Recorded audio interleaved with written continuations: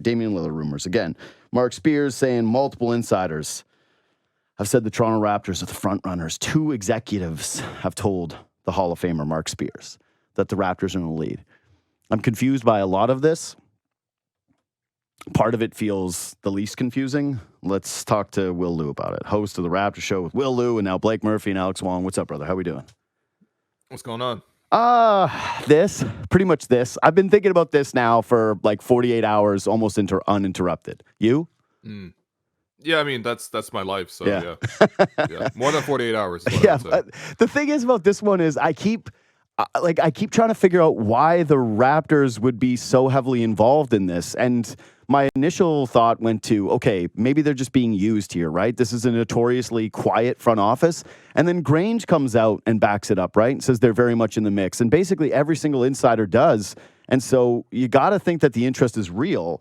I guess let's just start with this. How intrigued are you? And is there like a larger part of you that hopes this happens? A smaller part of you? Where are you at with this today?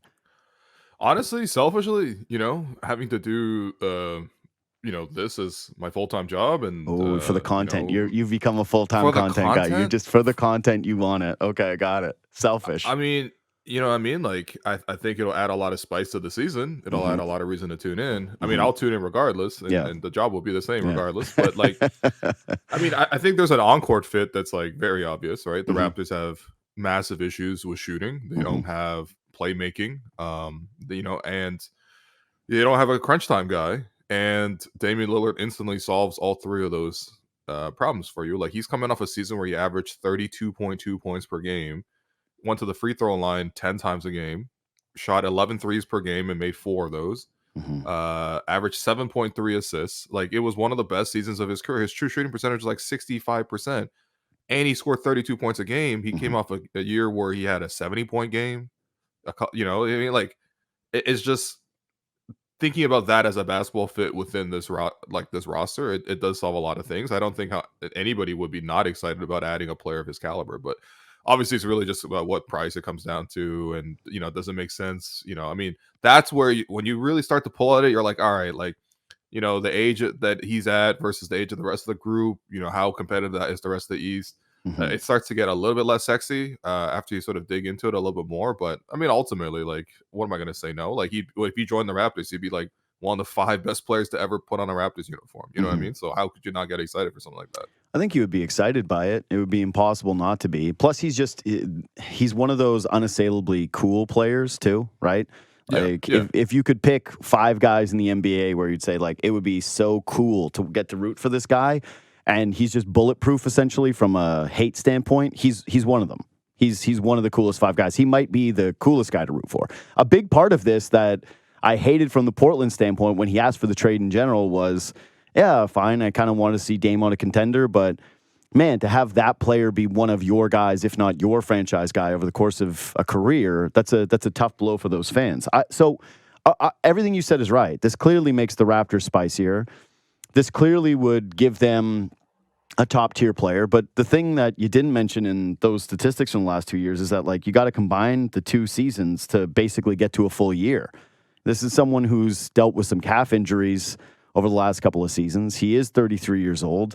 He is on a huge ticket, and you got to take pieces out. And the part of it to me that I guess I'm having the biggest difficulty understanding is what a trade package looks like where the Raptors don't feel completely depleted. Because the difference with this and the Kawhi trade is that the Raptors were really deep when they traded for Kawhi, right? They were, I don't know how many wins they had the year before. I don't have that one off the top of my head, but they were one of the top 59. teams. Yeah, 59 wins. Like, that's, what were the Raptors last year? They were 500? A game over 500, right? Like, it just, the parameters of this seem so different. And so to me, it's like, all right, if you trade for Dame, my understanding would be that you definitely keep Schroeder, Barnes, Siakam, and Pirtle. So are those 5 guys, that core, with what could be a hodgepodge of a bench, is that a contender? Because I think that's the first question the Raptors need to ask themselves. Yeah, of course. No, again, that's completely reasonable. I mean, look, there are some comparisons to the Kawhi situation in the sense that, there's a star player asking out and they want to go to a warm, weather climate, and, they're pretty much demanding only to go there, but then the Raptors intercept and all that. I mean, like that, but that's where kind of the comparison ends. I mean, I think that the Kawhi trade is so special in that sense where, you added a player pretty much at the same position as the one that you traded off. Obviously trading DeMar for Kawhi. It's like basketball-wise, is actually quite clean in terms of trying to like reorient the rest of your team. You got a lot more depth at that time. I have no arguments against all of that. Like that was a much more ideal, no-brainer trade to make versus this one, which is much more complex. I think you'd have to think about what the rest of the Eastern Conference looks like, right? Like, you start with the fact that if you maintain, Pascal and he's your number 2 to Dame Lillard as a top 2 in the Eastern Conference, is that not really, really damn good? Like we're talking about Pascal, who came off of a 24, 9 and 6 kind of season. You pair that with Damian Lillard, like it makes a lot of sense. As a top 2, you compare that to a lot of teams in the Eastern Conference. That at least puts you in the conversation, right? Like at least the Raptors probably won't be, scrounging to get into a play-in spot rather than, just what they've been the last couple of years. And I think it is a direct upgrade based on sort of the roster they currently have. Like, the reality version of the Raptors in terms of who's actually on the roster, it's like maybe we'll start Dennis Schroeder and he can build off of his World Cup momentum, which I do believe there is a little bit, but I think we've also seen what he looks like as a starter in this league. And then also the other one is like, well, we could try Scottie Barnes and give him the point guard position and let him run with it. And if he really succeeds, then the Raptors succeed. If he really fails, then there really is like just very little baseline on that. So I think there is that basketball fit that comes in, adding Dame to this group, but it is not a slam dunk like it is with the Kawhi trade. Like when that happened, I mean that was like, I mean you didn't know it was going to end in a title because there's no guarantees like that, but you knew the Raptors had gotten away with a steal. This would not really be a steal in my opinion. Yeah, no. Here's the part of it that I would argue in their favor is like Miami's offer was essentially what? Hero, the Lowry salary. Hero and 2 picks. Yeah, Hero, 2 picks, the Lowry salary, and Jovic, right? Like that's hey, we would throw in Jovic. Okay. Exciting. Yeah. How much more would you have to pay if you're the Raptors? Like, I'd rather have OG Anunoby than Tyler Hero. And I maybe not everybody agrees with that, but I would. Like, that's just like OG at this point, a premier defender in the NBA, somebody who can hit a 3. Fits the timeline for Portland. It also fits with just like what they're trying to build more. If you're trying to give the ball to Scoot, I don't know why you really want to bring in Tyler Hero to that team. And it doesn't seem like they're overly enamored by him. Now you add just the idea that they love Grady Dick. You're talking about a lottery pick. If I'm the Raptors, how much more do I need to add here? The issue, again, comes down to the salaries. Like, if I'm Toronto, I don't want to have to give up Gary Trent. Like, we're saying that the Raptors can't shoot. You're going to remove some of the shooting. You're going to remove some of the depth. Okay. But if you try to cobble the rest of it together, it's like you got to add like 5 guys, right? You got to throw in Boucher and Thad. And, it's basically a 4 or 5 for 1 or 2, depending on if you take back like a Keon Johnson type contract. Like, it kind of feels like they would need a third team in here if it makes sense for the Raptors. But that's the part I like is I don't understand why the Raptors would have to give up multiple extra first-round picks in order to make this deal if the best thing that Miami's being offered is, a couple of crappy Miami picks and a player they don't want. Yeah. Well, I mean, that's the situation, right? Like, you're not giving up your best player in Pascal Siakam. You're not giving up your best future player in Scottie Barnes. At that point, I'm very willing to have a conversation about this. It does feel a little bit like the Price is Right in terms of just, the situation is good. Like, you're not actually trading for Dame, even though you're getting a peak Dame in terms of he's still, I mean, we could talk about the age, but he's still at peak production. Also, I would push back a little bit on like just Damian Lillard being like, older and his body breaking down. I just don't think that's happened. Like, he had the one season he actually missed time was 2 years ago, where he finally took time to like get surgery on. I think he had like an abdominal issue that he was suffering for like 4 years, and then the Portland tanked the rest of that season, so he only played 29 games. But before that, I mean, he played 82 games, 82, 75, 75, 73, 80, 66 in a 72 game season, 67.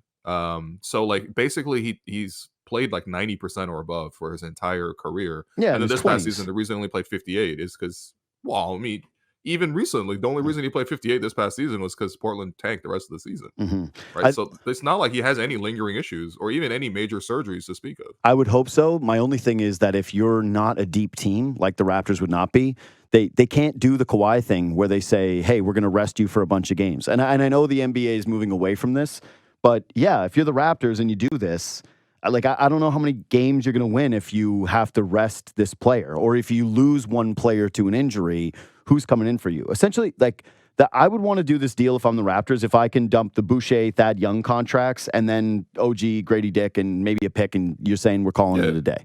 Like, but that's all. We're already in the ballpark when we do that, right? It's just which is kind of nuts. Which is that kind of trade. I'm saying, yeah, I think you kind of have to do that when you start to get into OG, Grady Dick, having to put in Gary Trent Jr. and then multiple picks. The reason why that math doesn't add up for me is I look back and go, okay, so wait, a couple of months ago, the Raptors weren't going to trade OG and Anunoby for what, 2 or 3 first-round picks? Yeah, 3. 3. Okay, so 3 first-round picks. Grady Dick is a lottery pick. So now we're at 4 first-round picks. Now you're going to add 2 first-round picks to this thing potentially, plus lift the protection on Jakob Poeltl, which is not that big of a deal. It's like, yeah, all right, you better not be a bottom 5 team next year. That'd be a pretty big nightmare. Yeah.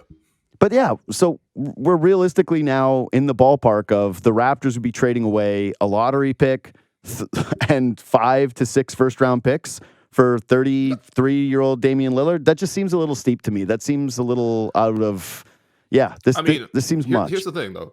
I understand that. I understand that OG could have been moved for 3 first-round picks, but I mean, objectively, we have OG Anunoby, not the 3 first-round picks. 100%. And if we move forward, we're going to be paying OG Anunoby close to a maximum contract. Mm-hmm. You know what I mean? And are we going to give him the opportunity where he can even meet up to that level of production or that level of pay, right? And so that's where, yes, you could look at it as 3 first-round picks. Maybe Portland even reroutes them to a third team and gets those picks back in their favor. Whatever they want to do with that situation is fine. But it really just comes down to like how much the rest of the NBA values a guy like OG. Because again, like if you put OG in this deal and you put Grady Dick in this deal, I don't really see why the Raptors even need to put more than 1 extra first-round pick in this. That's what I'm saying. If at all, you know what I mean? And so I agree with that. But I think that's where, for a team like Portland or whichever team wants to get OG at the end of this thing, like they have to look at it like, what kind of opportunity are we getting here? Like, I think there is still this like lingering optimism with OG. Like maybe he can become a star. Maybe it's like a, Mikal Bridges situation where he was a role player for a winning team with other players around. But then if you give him his own team, he can then scale his production up, just like Mikal Bridges went from like, a solid 15 to 18 point guy to like, this guy's giving you multiple 30-point games towards the end of the season in Brooklyn. Like there is a little bit of that optimism with OG. Like if he got his own situation, whether that's in Portland, whether that's somewhere else, where that could happen. And so teams might be trading for him, sort of believing that he's on the cusp of stardom. Regardless, I think the market is going to pay OG Anunoby close to the maximum contract. So if the Raptors don't ultimately move off of him in a deal like this, you're going to have to end up paying that kind of production. And then at that point, it's like, all right, then what is this team? You know what I mean? So I think that's also one of the maybe tempting parts about this potential trade is like it's like an off ramp. Like the Raptors have missed several off ramps on this journey to kind of this 500 team, but like this is one of those off ramps that kind of look exciting. It's like I don't know, Wonderlands at the end of this thing. I guess I'm comparing Portland to Major Mackenzie or something. I will say that it's definitely more exciting than the idea of removing Siakam and getting back a bunch of mishmash from Atlanta. Exactly. Like, it's like, what do you want to watch next year? The mishmash from the Hawks or Damian Lillard? That's a no-brainer. I think basically we're in the same spot of you cannot drastically overpay in this trade. You can't have this one where you look at it and go, wait, so you gave up OG, you gave up Grady Dick, you gave up multiple first-round picks, and you threw Gary Trent into this deal. Like, that doesn't work for me. If you can make it OG and you can make it Grady Dick and salary fillers getting off of Boucher, Thad Young, and they're willing to do a trade like that, I think that you're considering it. Here's the only other thing, though, and this is these two things kind of mixed together when we're talking about like the off-ramps and the missed opportunities. Where's your level of concern with a month ago they're talking about potentially moving Siakam? They're after a deadline where they were talking about shipping out players, and now all of a sudden it's shifting to no, actually we want to be a contender. Like there feels like a little bit of a lack of direction here, if we could put it that way. It's very funny because even in this scenario with Portland, at the time of the draft, Portland's calling Toronto like, hey, what would it take to get OG? What would it take to get Pascal? Maybe we have some discussions about you potentially selling, and now Toronto's actually making the opposite conversation of like, maybe we buy your best player. You know what I mean? Like I think the Raptors front office, if you ask them, they really value flexibility. So they kind of it's not that they don't have an overall vision, but I think that they're less beholden to one specific idea and they're more open to what opportunities come from it. I'm not even saying I agree or disagree with that. To be honest, that kind of does sound like they're just kind of like going whichever way. But this is one of the benefits, I suppose, of having a roster of flexibility, because you can kind of go either direction, pivot wise. But yeah, it is quite funny that, again, literally 2 months ago, 3 months ago, Portland's trying to buy Toronto's best players, and now we're having the opposite conversation. But I mean, I also think that that's not too surprising. I mean, like Masai's entire tenure, he has never tanked. Like going back to Denver, he's just never tanked.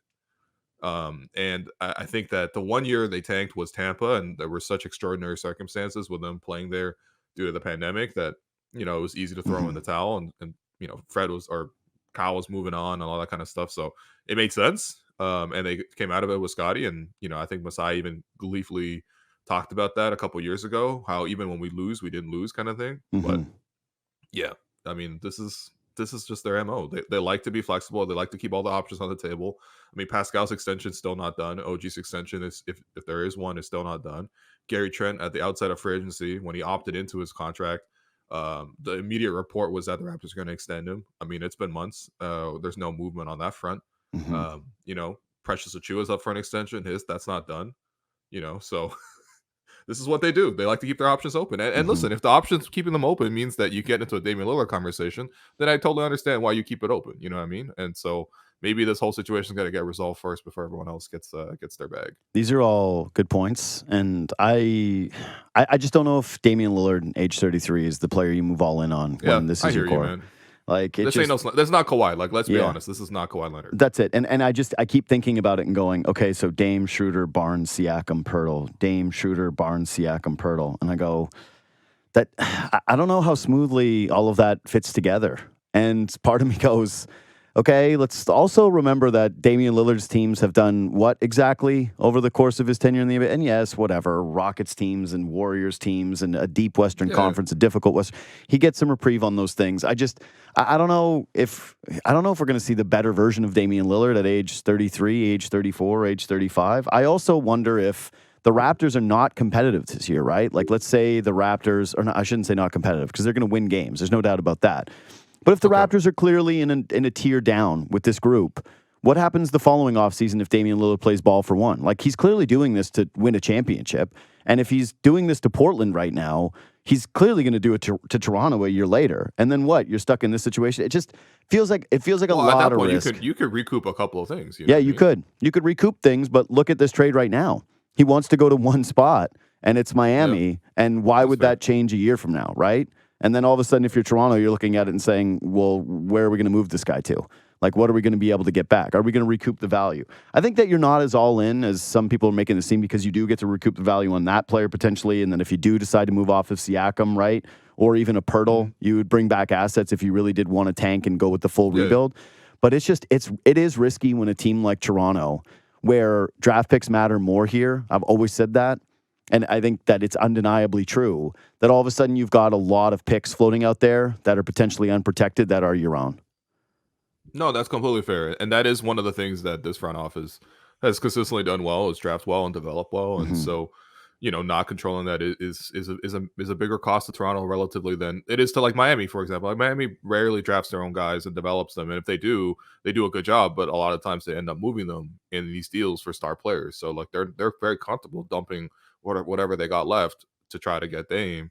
But I also think that, like, for Toronto, it's like, all right, like, how else are we going to get that star? Like, unless we're going to draft a player who's going to be as good as Damian Lillard, or even on that level, and we're talking about a level where we need to probably get a player better than Dame Lillard if we're going to contend. Like, if we're either commit to, like, tanking and, like, really going, like, into the dark for, like, 5 years and coming out of that with some chance of some guy who is something close to that good, or we go in the other direction, which is what history has really done with the Raptors, which they draft guys, they improve their value, and then when the right time comes, they trade for the right star, and those are only two paths for the Raptors. And so if it's not Dame, then maybe we're saving what we got left for the next guy that comes available. Like, we were in on Kevin Durant, I suppose, last year. That one was a lot harder to trade for just based on contracts. Dame this year, who knows what's happening next year? Obviously, Giannis probably coming up in the horizon.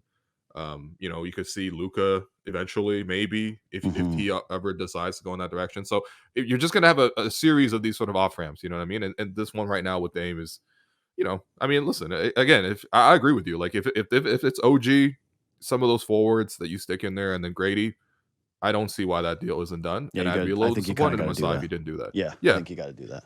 Past that, it's a lot trickier. So yeah. Yeah, I just it's weird for me, a guy who has, I'll just be honest, been a bit of a Gary Trent Jr. hater throughout his tenure as a Raptor, that now he's like a real sticking point for me in a Damian Lillard trade.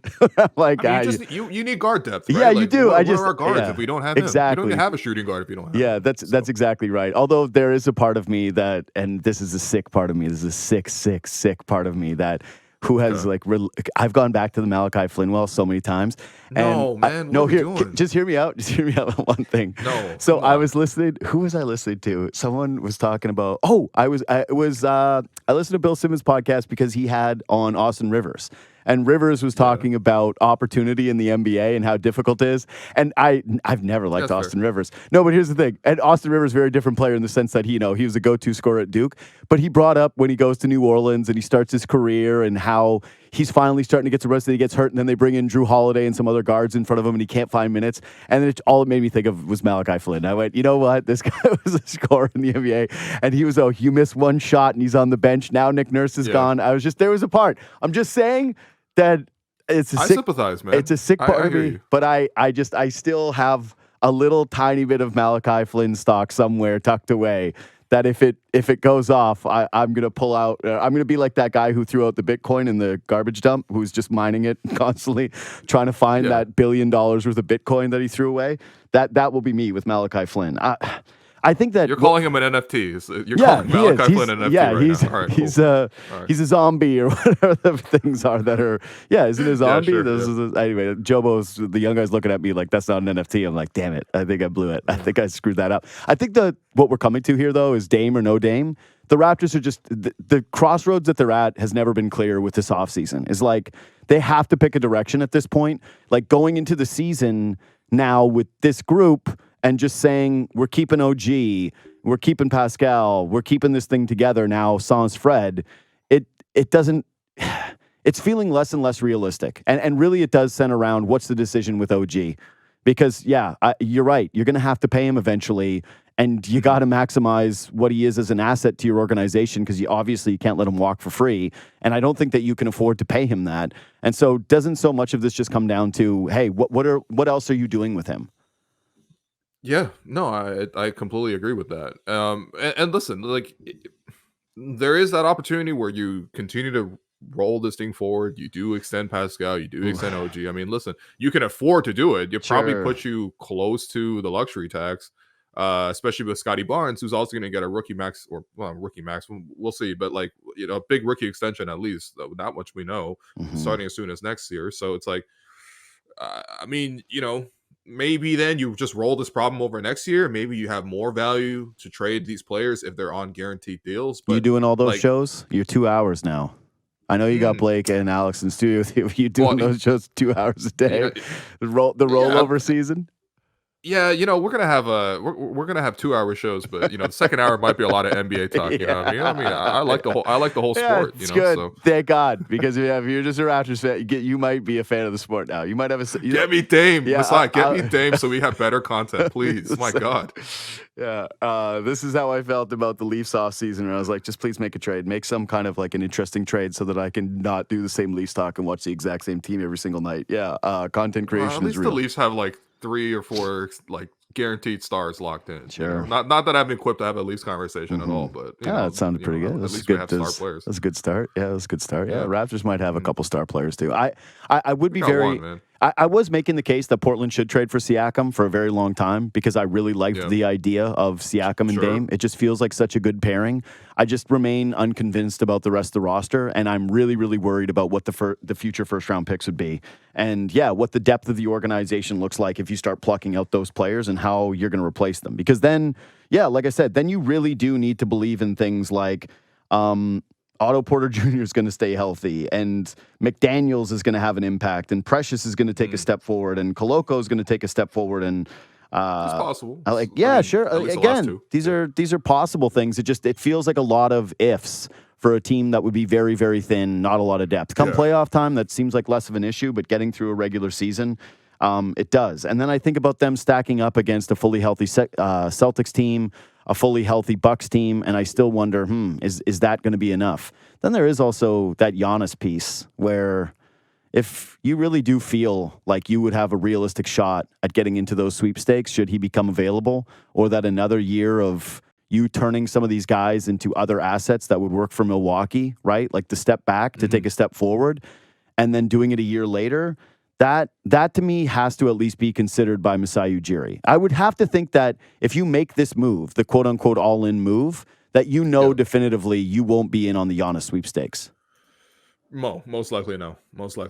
And that's, again, where you got to be really, really careful, because you got to choose which one of these guys to push for. But you also might end up with none of them, let's be honest. You know what I mean? And also, if we trade for Giannis, like, first off, there's part of me I'm like, is Milwaukee even ever going to trade Giannis? Because, like, what can they possibly trade Giannis for that's, like, even anything close to what value? I might just ride it out with him.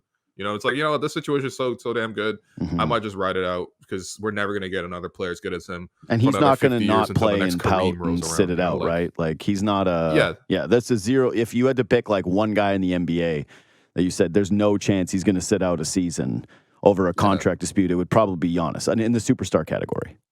Yeah, exactly. Right. So, I mean, yeah, I think the more concerning thing for me is just like, okay, if you're going to go into the star trading, like trading for stars business, you need to make sure that your player development business is really there to sustain the bottom end, because that's what we had when we traded for Kawhi. We had, the likes of Fred, Pascal, Norm, OG. These guys were ready to step up into bigger roles once that opportunity was presented to them. And the Raptors took those guys with lower end draft picks, undrafted in the case of Fred, second round picks in the case of Norm.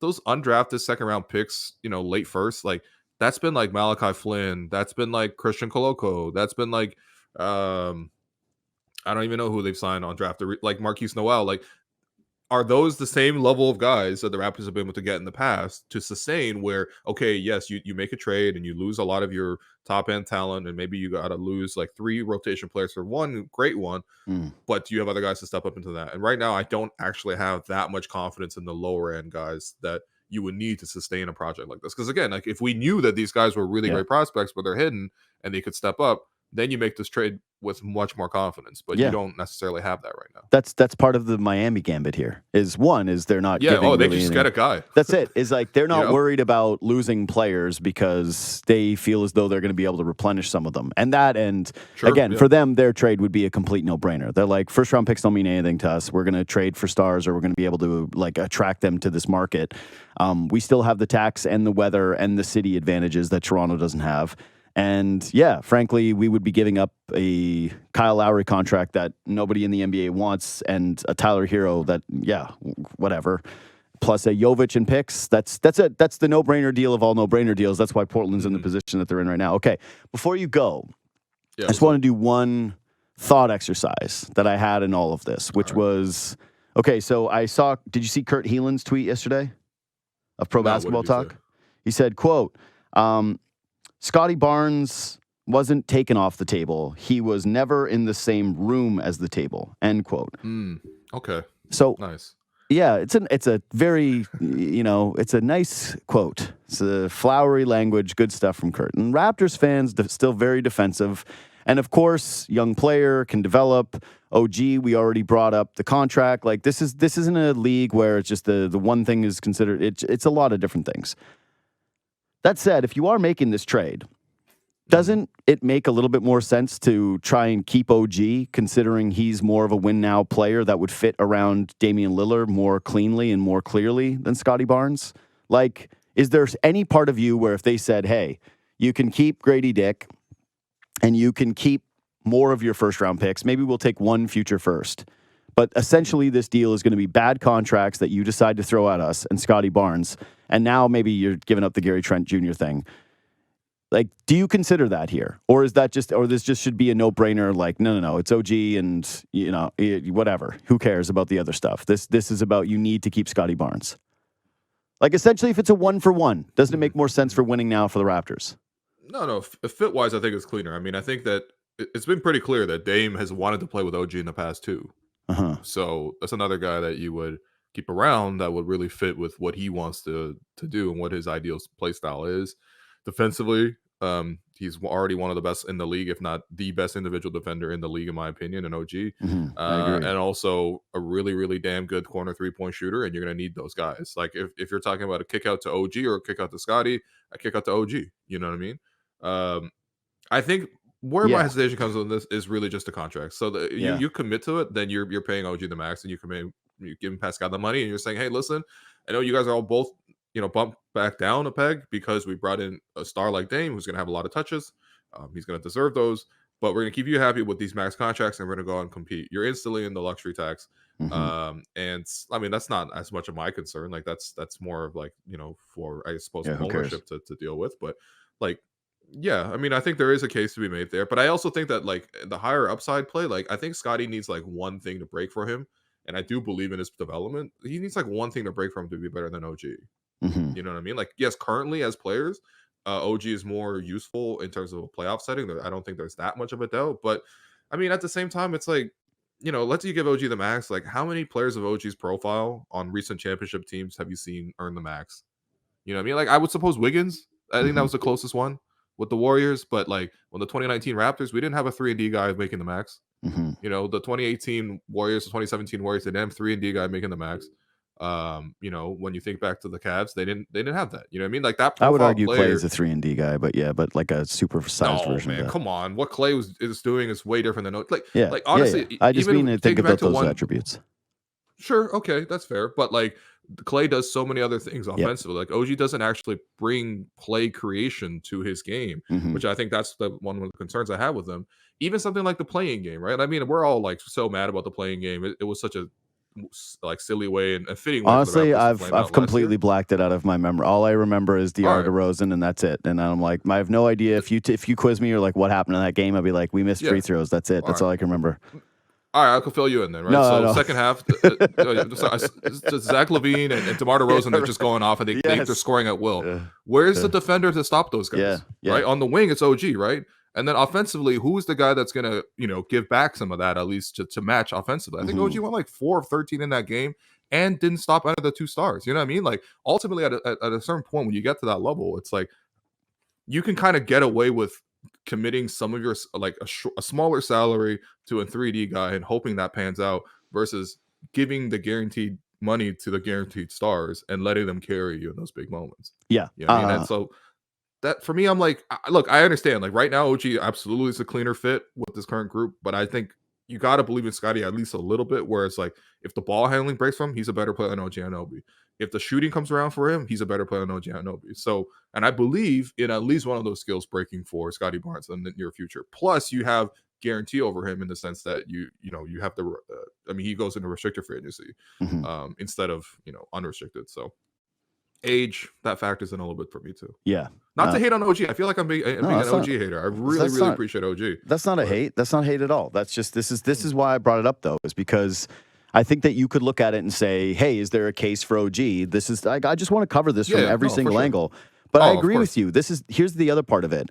Is I don't think you want Dame having to carry your offense for the course of the entire season. If you're trying to make it a little bit of the Kawhi model here, right? You're trying to be a contender. You're going to have to have nights where you look at Scottie Barnes in year 3 and say, hey, man, you're the offense now. Like, we're running things through you. You are creating. We're trying to get you to your spots. We're trying to get those 2 feet in the paint for those little, baby hook push shots that you like to do. And we're trying to open you up as a scorer. I think that Barnes, like at this point with OG, I know he's 25 years old. I know he can shoot the ball. I know he can have the odd night where he gets hot, but I'm done believing that he is going to be an isolation creator in this league, which is the most valuable thing. Like that's what you're talking about with that playoff game or play-in game, whatever we're calling it, against Chicago is like, ultimately this is an offensive league. Like that is what's going to matter more. And I think Barnes has the much higher offensive ceiling. Plus, if the focus can return and improve the intensity that we were kind of promised coming out of Florida State, that he can be maybe not as good of a defender as OG Anunoby, but I think that he can get closer to that end of the floor than I think OG can get to Scottie Barnes' ultimate ceiling as an offensive player. Yeah. So yeah, exactly. I think you keep Scottie, even if it might end up dinging you in the very first year. Anyway, all right. So I guess where we came to on this was you trade him if it's OG, Grady Dick, and maybe salary filler. You don't trade if it involves multiple firsts and meaningful bench pieces like Gary Trent Jr. Yeah. All right. And also, like, how realistic is it actually? You know what I mean? Yeah, like, well, we talk about fake trades all the time, but this is, I would say it's like at most 50-50, like at very most. That's pretty good, though, because I would say I would have gone lower than that. Like, I feel if you're 50-50. Yeah, I would too, yeah. Oh, okay. Because I didn't want to bring up this part of it, but now we're here. Because, I don't want this to be in any way taken as I don't believe the depth of reporters right now in the league, right? No, like these are the top reporters in the NBA who are all basically saying that there's real smoke here and that this thing could absolutely happen. But all I would say is if I was Miami or Portland, right? Or sorry, more so Portland, and I was trying to really press Miami or press the rest of the team, I would pick the team that always has the most quiet front office and never lets anything leak so that there's no refuting evidence from that camp. And also the executive that's known for taking massive swings at stars. If I had to pick one team to say, these guys are getting serious and they are becoming the favorites in this trade. And when you're trying to push a timeline to move a player before training camp. That's all. That's all I would say. Yeah, exactly. And it does benefit Portland incredibly to put all this noise out there about Toronto. Yeah, that's it. Yeah. That's all. I don't think that this is Toronto. I don't think that this is a Raptors camp immediately. Everyone going like, hey, guys, we really want Dame. We'll do whatever it takes. That's just never been our MO. It really isn't. I don't think so. Anyway, man, congrats on the extra hour on the show.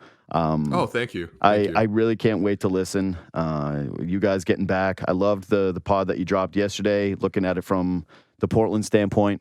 I thought it was a very good pod. And yeah, man, thanks for the time today. I appreciate it. All right, appreciate you. Anytime. See you, pal. There goes Will Lou, host of the Raptors Show now with Will Lou, Blake, and Alex Wong. And yeah, it's going to 2 hours. So subscribe to that podcast. And I do think that there will be a lot more NBA for those guys this year.